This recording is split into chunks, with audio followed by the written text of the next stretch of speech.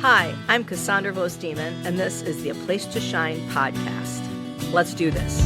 Well, all I can say, all I can say, well, all I can say is here I am,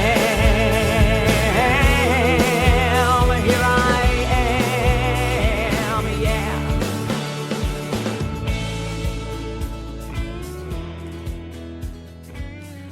Hi, everybody. I'm Cassandra Vohs-Demann, and I'm back with the A Place to Shine podcast, and I'm excited to welcome today my guest, Kristin Adkins.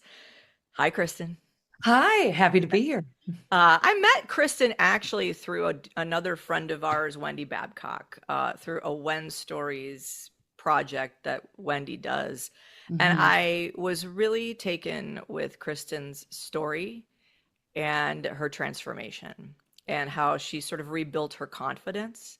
And so that's why I wanted to have her on today, because I really feel like we all need a little boost. We all need a little bit of understanding, sometimes what it takes to just make a change when you know that something in your life is out of alignment, when you know that you want to do something different. Sometimes it's just that step, that courage, that moment. And sometimes it's a catalyst in your life that causes that to happen. And you go, okay, I can't wait anymore. And so so Kristin owns Crash Design. Crash Design is a really cool web company.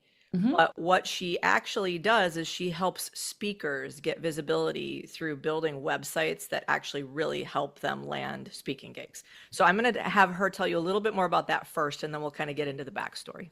Yes. So yeah, my business, I work with speakers of all shapes and sizes and kinds from all across the United States. And it's been really cool. I get to dive deep into where they want to be. I dive into their strategy, what makes them different. And we get like all this conversation going, and then they get copy and design and just a website that just makes them confident. Truly, if that's what our theme for the day, like that is like, they always come back and say like, I'm just so excited now to share it. And that's like the biggest thing. And so I strive for that. And it's been really cool. I've been doing this for almost 4 years now and worked with speakers almost immediately. And I don't regret it for a second. Don't you think that there are a lot of people out there that have websites they're not proud of? Oh goodness. Yes. Yes. And it's hurting them. And that's why I do it. Cause it's like all about like when we get back to this origin story, but I had worked where I was hiring speakers and they weren't getting hired because their websites were really bad. And it was like, I need to fix this. And so when I did go out on my own, I'm like, I know exactly who I'm helping because like I was that person that was their decision maker. So I love that because it's very targeted. Yeah. It's very specific. Is saying I'm trying to help a particular group of people that are trying to, take what they want to share with the world and put it out there and do it in a much more professional way. Yeah. And I think a lot of times people don't, I don't think people realize how important that is to present yourself in a way that's clear. Yeah. Looks really good. Mm-hmm. So let's get into the origin story. Yes. So what led you to that? Because I know that you had a full-time job before. Yep. So I was at a career for almost 8 years and it was my absolute dream job. I was in an organization when I was in college. It was a sales and marketing organization, and I got to work on the headquarters. And so I was traveling around the country, consulting with college students, which at that time were only like a year younger than me. So really, I felt like I was being paid to hang out with friends. And I got to put on events for them. And I slowly through over the years just kept going up in the ranks, I guess you can say, of a small nonprofit.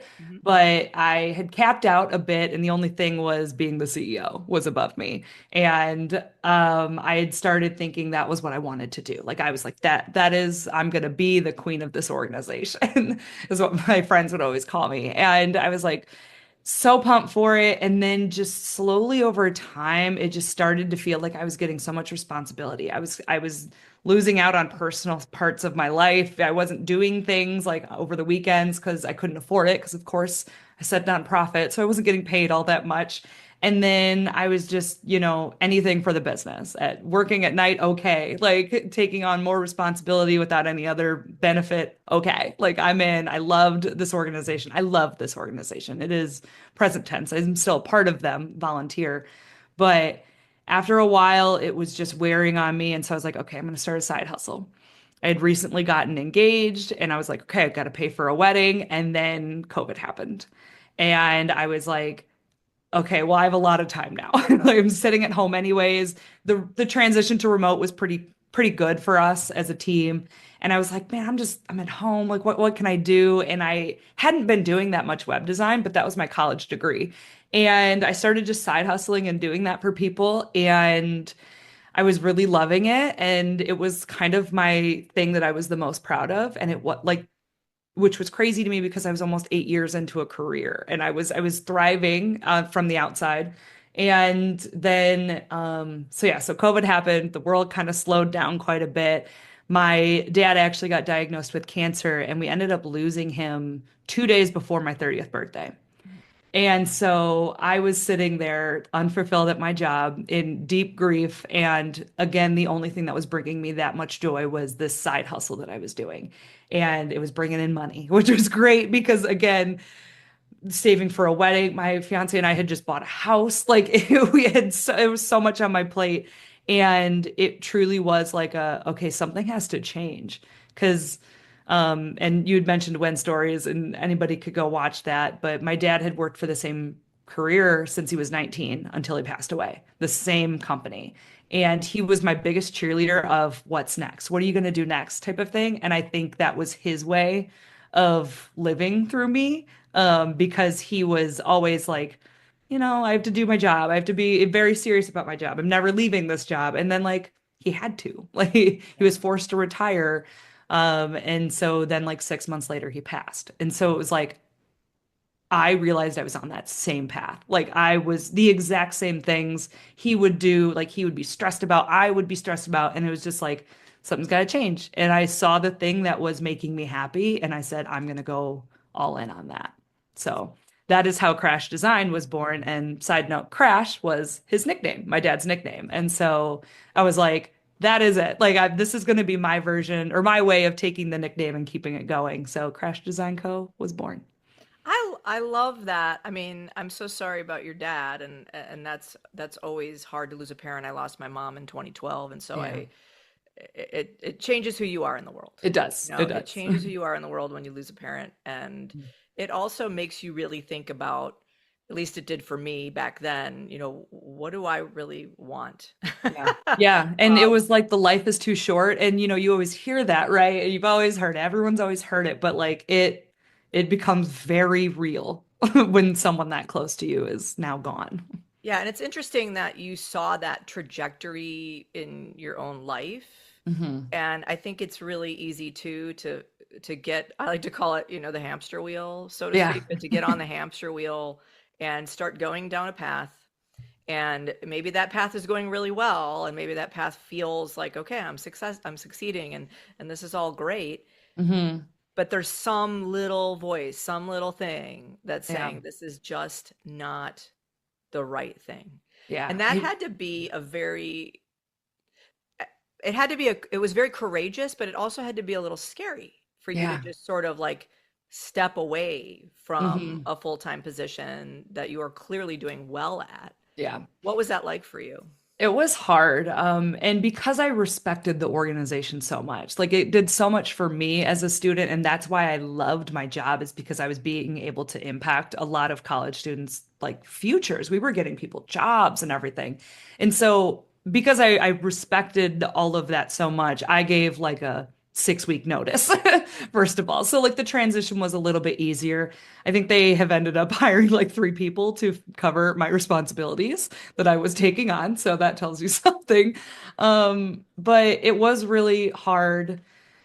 But then I immediately in my exit interview, I said, I still want to be involved. Like I still want to be part of this organization. And I'm still doing that. Like next week, I'll be at a conference that they're putting on for a whole week. So I'm still like part of it, the people that have become my friends. Half of my wedding party was people that I'd met through this organization as a job. So There, it's really not gone, you know. But the transition was, I think, a little bit easier for me because it was COVID, because we all were stuck at home anyways. So the work part, it was just I was still getting up at, 8 a.m., getting by on my computer by 9, working. And so because it was, again, the thing that was bringing me joy, it was easy to do. And I always had that entrepreneurial spirit. So part of it was like playtime, it felt like I remember the first day that I was unemployed. I sat on like my deck outside. It was really nice because it was July 1st, and I was reading and I was like, oh, like this is what peace feels like. And so while the transition, like, it just really wasn't that hard for me. The transition in my personal life was much harder. Obviously losing a parent, but the work part was, I feel like I had been mistaking loyalty for endurance in my job, that all of a sudden I was free. And it was like, oh, like I could breathe again. And I was listening to music again. I was like, I remember I was washing dishes one day, it was like quickly after I quit my job, and I was like singing and humming. And I hadn't done that in months since losing my dad. And so it was just like, oh, like it did change me as a person, but gosh, for the better. Yeah, I think sometimes we don't even realize that we're checked out, Hmm. that we're just kind of checked out from, connecting with ourself on a heart level, on a soul level, Yeah. because we're just like constantly moving and constantly busy and constantly mentally, Yeah. working. Yeah. And so that's a really, I mean, that's a big, courageous step, but it's also beautiful that it was the right step for you, and that you Yeah. you had to have a good relationship with the company that you left. You Yeah. cared. This was Hmm. really more a step in a direction towards you, Yeah. not necessarily away from the company that you seem to really care about. And so Yeah. I think that that's kind of a unique thing too. It's like I'm Hmm. not leaving because of the actual company. I'm leaving Right. because I'm listening to my heart, Yeah. and my heart is telling me something. And I think that that's really brave. And I think a lot of people, women especially, sometimes have a hard time doing that, have a hard time Mm-hmm. going, what about what I need? What do I Yeah. need? What Hmm. can I have? Like, what choices can I make? So if you were to give somebody advice about that might be in a transitional space, where Hmm. they're just feeling like, I don't know what I'm doing. I don't know how to get out of it. I don't even clearly know what I want to do, but I know it isn't this. Yeah. What would you tell them? Start following your passion. First of all, don't quit your job until you're ready because you need to have the income.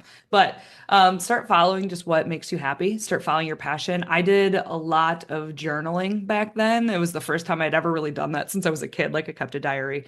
But then like now I was like, just writing things. I was writing a lot and I wasn't quite a writer in my own mind, but I was just like I just needed to get thoughts out, and I just felt like I couldn't confide in a person. So my advice is if you do have a person you can talk to, that's great. But also like kind of talk to yourself a little bit. Start journaling, like what makes you happy? Just start finding a couple pieces of gratitude every day, and I think you're going to start seeing trends of like, oh, I really love this. And maybe it's this old passion that you had. Like for you, I know like singing and music is like such a huge thing. So it's like maybe someone has that as well. They're like, oh man, I just really love to sing and or I love, producing or something. And it's like, what is that thing? And then how can you just do a little bit more of it? And then I think the money and the business part and all of that can definitely follow. And there's 10 million, pieces of advice somebody could give you for that. But just start looking inward and know that everything, first of all, can be your life's work. Like it can be your job. It can be what anything can if you just monetize it. So why not have fun? Why not do the things that you want to do? Well, I always joke around with people about the fact that, as a musician for 30 years, and I'm still a musician, but I do a lot of things now, Right. that we play music. There's a Mm, reason that it's called play music. yeah. Oh, I like that. I like that. And I And was so, playing on my computer. Like I was just designing things for fun and I wasn't doing that anymore at my job. And I was like, man, I really liked doing this. And so now I'm like, oh, wait a yeah. minute. Yeah, and I think that that's the thing that we forget sometimes is that there's joy in the play. That, Hmm. and not that business is always easy or work is easy. There's always Right. going to be parts of it that you're like, yeah, this doesn't feel like play. But the actual work, the actual thing that you're doing, it should drive you in a way. Yeah.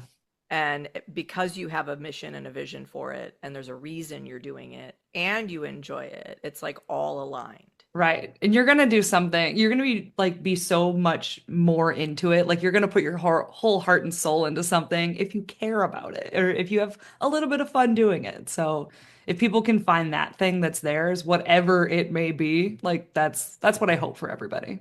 Yeah, and that could be working for a company. It could be working for yourself. It doesn't really matter what it is. It's just fine, being willing Oh to, yeah. or to your point, adding things to your life outside of work that are going to Hmm. help feed that part of yourself. Like I've Right. had, as the artistic director and founder of the Woodstock Community Choir, one of the reasons I started that organization was because at my school that I owned, I had a lot of people coming in saying, "Hey, there's no choir in town. We have a city Mm. band. There's no choir."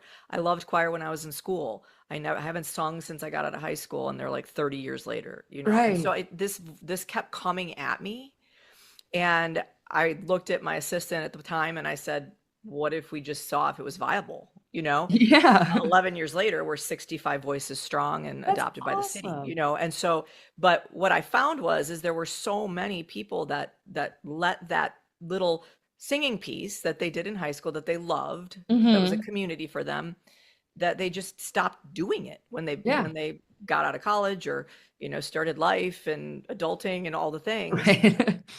and didn't even realize it till later. And then once they took it back, once there was an opportunity for them to go and do it again, Hmm. what richness it brought back to their life, and Yeah. stress reduction and community and friendships and all that. And that's always what's driven me, as an Hmm. entrepreneur and an artist is, and a coach, is to, build things that give people space, give Yeah. people a space to find other people, build Oh yeah. community, feel like Hmm. they belong. And so I think that they're out there, I guess is what Yeah. I'm trying to say. And so sometimes you just have to seek it out a little bit, do a little research. Back in the day, we didn't have the Google when I was young, Yeah. so we had to do everything with the library. But I know you probably can't even imagine that, Kristen. Oh, Um, I used to love the library. Don't even. I have a library card. I still go. Everybody should go get one, by the way. yeah. So I wanted to ask one other thing about the business, Yeah. because how do you, okay, so like when somebody comes to you and they say, I'm a speaker, or a speaker, I want to be a speaker, Hmm. and I have this website, what is it about their websites that are not working? So one is that it doesn't give their personality like any bit. So they might be in the thing I say all the time is that if their website looks more like an obituary, like we need to fix that. And so like if like it's a marketing piece, so like why doesn't it be more about like shining on you and not just like a resume, I suppose is the better way of saying it, but like why not have a little bit of you in there? It needs to prove that you have done the thing, that you can be trusted. So whether that be videos or past clients and you should definitely have videos. Um, but the thing is, what I always try to get back to with my clients is if I look at your website and I could erase your name and put someone else's and it fits and it like works out, then we need to do a little bit more. Like, what is the thing that makes you so unique? And so that's why when I work with someone, I'm like, we're having a strategy call that's an hour, sometimes multiple, that I'm like, seriously, what makes you unique? Like, that's the thing that's going to get you on stages. And so when I'm making a website, I'm like, okay, this person, like, we're not just going to say we're leadership speakers or something. Like, who are we helping? What's our specific, like, storyline that does that. And so it's really cool that I get to tell people stories through their website and get to play with that. So that's my biggest thing is if it could be someone else's website, it's not good enough. I Not love you that. enough. Yeah, Hmm. I love that because it's saying, you have a unique voice, lean into that Yes. unique voice. Don't be Mhm. afraid to, and it's nice to get ideas and look at other people's websites and whatever, but ultimately, if you think of yourself as, I think everyone's an artist in their own way. Yes. Whatever work Hmm. they do, there's an art of it, right? They practice it. There's something Yeah. that they're, putting out there. And I always say, try to find that inner artist, try to find that inner voice, Yeah. what lights you up, and Hmm. put that out there. And I think that's where we're very aligned in our businesses, because my biggest thing is like helping people find their voice, right? Yeah. And whether that's on stage or, as a speaker or just as a business owner, in life. Yeah. And I think that a lot of times we don't listen to that, and we listen to a lot of advice, Hmm. and we can't make sense of it all. Yeah. And we try to do what everybody says. And And we then, try to be everything for everyone. It's just like we can't please everybody. Like I'm not a web designer for everybody. Like I'm very specific in my lane because I know that's where I can help the most. And I'm like, and I say that on all my stuff. Like, and I say it on every podcast. Like I design for speakers. I'm not designing for construction companies. I'm not, like I could, but I don't want to. So like why not make this the thing? And so that's what when it comes to speakers or anybody at any job, like what's the thing? Like what is that little like thing that is unique about you? And I love the artist thing you said because like my immediate thought was like somebody that could spin a spreadsheet and just make it like work and beautiful. That is art. Like so if someone's like, "Well, I'm not creative," there's something that you're making. And so that was it my is I have because to my be proud to account, say that. I've had the same accountant for 20 years, and she's awesome. And we would joke all the time because she would say, Cassandra, you're the most organized, creative person I've ever worked with. That's impressive. It is, because I was like, I got both sides of my brain going all the time. Right. Because I build a lot of things too. And so, but she loves accounting. Like she's Yeah. like, I love it when it balances. I love it when it like all works out. And I said, this is why you're my accountant. I said, I Right. want an accountant who loves being an accountant, Yes. who knows that I don't love being an accountant, Yeah. who doesn't And I even don't have to want it. find joy in something for you to find joy in it. If you find joy in everything balancing, that's awesome. I'm happy for Yeah. you. No, and I think that that's really when you build your team around you, if you are an entrepreneur, then Yeah. those are the kinds of people you want to find, because those are Oh the yeah. ones you're like, I love being an assistant, I love being an accountant, I love being whatever it is. I think Hmm. that's the key. So, Yeah. yeah, so I love this conversation. So what are you do? What is in the future for you? What is it that you're looking forward to? What do you have coming up? And do you have any challenges right now that you're frustrated about? I know that was like five Ooh. questions in one, but go ahead, whatever you want to say. Yeah. So right now I feel like I'm really hitting my stride. I will say, like I had a lunch with a bunch of business owners yesterday and I just had so much good to say. Like everyone's like, "How are you?" And I'm like, "I'm doing great." Like I just truly am in like a good season right now. And I think that has a lot to do with I now have a junior designer that is, gosh, sometimes better than me. Like I think she is incredible. So that's always helpful. Like I have a wonderful copywriter that really just gets what I want. And like I'm just building something that I'm so proud of. And so right now, I just truly feel so excited, so confident about it. And then down the road, I have a few big projects that I want to do from the web design side. Like just streamlining a little bit more, maybe offering, just being able to help more people, of course. And then on the personal-ish side, I want to do more speaking. You mentioned that we were able to share a stage and we were co-authors together and just a really cool opportunity. And I loved doing that. And so I want to be on more stages. I want to do more speaking because I was doing that in my old job. I was, doing training and everything. And then in the first few years of doing my business, I was sitting at this desk, not moving quite much, like just, doing the work, sitting on a computer all day. And then there's just something about being on the stage that just makes me so nervous that I love it. And so it's just like that thing that just really makes your heart beat. So that is the thing that I'm looking forward to, I will say. Um, Struggling in my business, I don't know.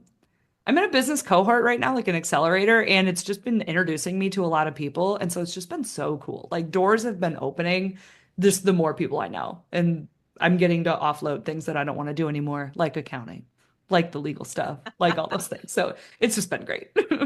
I'm glad that you are putting yourself out there because I think that's another thing. It's just like you have to be seen, you have to be out in the world. Yeah. Otherwise, people don't know you exist, and you can't. I mean, it's nice to be able to do social media, but there's nothing compares to like sitting next to someone, having a conversation, Yes. and kind of seeing where that takes you. That's Yeah. always been where most of my business has come, hmm is always in relationship building. Yes, And always. the other thing I love that you said about being on stage, there was something about, you said something about the nerves that's Yeah. exciting and all of that. I tell people all the time, nerves are normal. Yes. And so a lot of times, especially when I'm working with people on sort of working on how to manage those nerves, especially when they're getting up in front of people, hmm they think that they shouldn't be nervous. And I Yeah. always tell people the nerves are a thing. It's how you manage them. Yes. And then it's also how you take that energy hmm and put it into whatever you're doing, whatever talk you're doing or workshop or, Yeah. podcast or whatever it might be. Right. Right. And I love that because I think I always try to explain to people that even me, even the gig I did last Friday, because I had a couple speaking things in the last couple weeks, even the one I did last Friday, because it was really important to me to do well for this organization, for hmm them to be able to raise the money they needed, and whatever. There was this little elevated bit of nerves Yeah. that I had, and I'm not usually one to get that nervous, but Yeah. in this particular case I was like, oh wow. And it was 45 minutes hmm of engaging that audience, and with a particular mission, and and ask from the organization that they Right. wanted me to drive Yeah. home. And so I was nervous that day. I I was think it nervous. shows you cared, like And if I didn't but care about something, I'm not nervous about it. That's for sure. exactly. So, and to your point, but for me, I don't know if this works for you, and I always try to drive this home. Once I'm up there, if I've prepared well, and that's Yes. another thing that's really important, I'll just put that on the hmm side. If I prepared well, then it's basically my zone of genius is when I get hmm up in front of a live audience. Yeah. Um, when was hard for me because I'm not a big, I love having like 1,000 people in front of me or Yeah. 100 people, and so, and you'd think it wouldn't be, but it was more sort of, it was so quiet, and it was so like, and I'm Yeah. like, I It was need very people. intimate. Yeah. Give me people. But it was a great experience. It was a great Yeah. experience. So, all right, cool. So Crash Design, if you are a speaker and Yeah. you really need to up level your game as far as where you're sending people to see what you do, Kristin is your person. So you should reach out to her, Crash Yeah. Design Co. I'll put it in the show notes. And Kristin, I have a tagline I use a lot, and Okay. it's your voice, your vision. My Mhm. goal is to help people express themselves without barriers. And if I were to say that to you, what does that mean to you? To me, I feel that so viscerally. And I'm just like, it's so much of what I want people to know on any front is just that it's kind of like your voice matters. Like like you have a voice, you have some kind of vision, you have something in you to follow it. And I think that's step one. So definitely do that. Your voice is worthy. It matters, whoever you are. And so to me, that's what I think of first is every individual has a voice, and it does matter. It does matter. I don't think we can end on a better note. So, so thank you again, Kristin Adkins. Her company again is Crash Design Co. You can find her also on LinkedIn, Instagram. Mhm. Just look her up. But again, I'll put those links in the show notes. And you will find us both on all the podcast platforms. And then I Oh will yeah. also post this video on YouTube. I just started the YouTube thing. So there's not a whole lot of activity. I've never been a YouTuber. Even as a musician, I've never really done because I did so much live stuff. I didn't really do a lot Right. of video. So now I'm kind of getting into this thing. I'm honored to be like at Uh, this like foundational level. Like, so yeah, it'd be so go cool. subscribe to the Yes, everyone YouTube go subscribe. or subscribe to the podcast, which is on all the things. So, Mhm. so Kristin, thank you so much. Thank you. I feel like we could talk for hours. I know. So, and good luck with everything that you have going on. And I'm sure we'll cross paths again. So, Oh, of course. yeah. All right. All right. Thanks, everybody. And I'll see you very soon. Well, all I can say